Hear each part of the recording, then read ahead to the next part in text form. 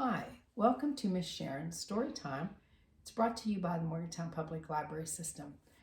I'm going to read a very famous book today.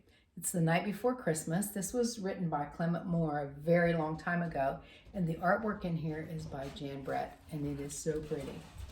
So this is from Penguin Books. 'Twas the night before Christmas, when all through the house not a creature was stirring, not even a mouse. The stockings were hung by the chimney with care, in hopes that St. Nicholas soon would be there. The children were nestled all snug in their beds, while visions of sugar plums danced in their heads. And Mama in her kerchief and I in my cap had just settled down for a long winter's nap. When out on the lawn there arose such a clatter, I sprang from my bed to see what was the matter. Away to the window I flew like a flash, tore open the shutters, and threw up the sash. The moon on the breast of the new-fallen snow gave a luster of midday to objects below.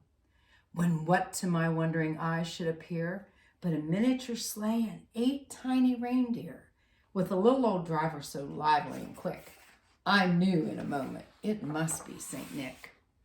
More rapid than eagles his coursers they came, and he whistled and shouted and called them by name.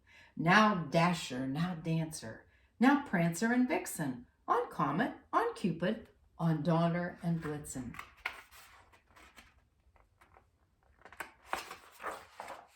To the top of the porch, to the top of the wall, now dash away, dash away, dash away all. As dry leaves that before the wild hurricane fly when they meet with an obstacle mount to the sky, so up to the housetop the coursers they flew, with a sleigh full of toys, and St. Nicholas too. And then in a twinkling I heard on the roof the prancing and pawing of each little hoof. As I drew in my head and was turning around down the chimney, St. Nicholas came with a bound. There he is. He was dressed all in fur from his head to his foot, and his clothes were all tarnished with ashes and soot. A bundle of toys he had flung on his back, and he looked like a peddler just opening his pack.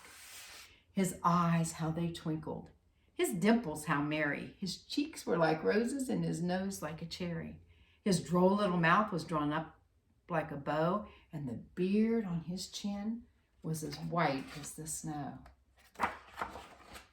The stump of a pipe he held tight in his teeth, and the smoke it encircled his head like a wreath. He had a broad face and a little round belly that shook when he laughed like a bowl full of jelly. He was chubby and plump, a right jolly old elf, and I laughed when I saw him in spite of myself. A wink of his eye and a twist of his head soon gave me to know that I had nothing to dread. He spoke not a word, but went straight to his work and filled all the stockings, then turned with a jerk, and laying a finger aside of his nose and giving a nod, up the chimney he rose. He sprang to his sleigh, to his team gave a whistle, and away they all flew like the down of a thistle.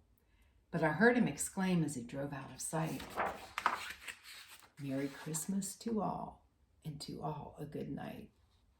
Oh, that's such a good story. Okay, if you got your packet at the library, I'd like to show you what's in it.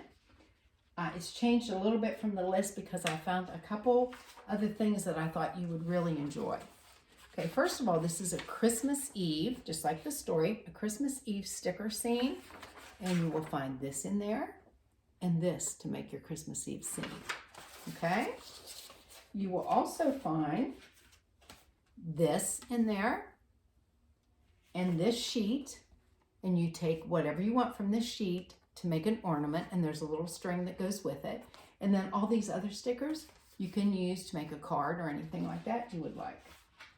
Also, you will find in there a Santa Claus doorknob holder, and you will find this little paper always that tells you about my story time. And then the last thing, you will find a reindeer finger puppet. I think you'll like that. So I hope you enjoy those things and you keep reading. I'll see you. Bye-bye.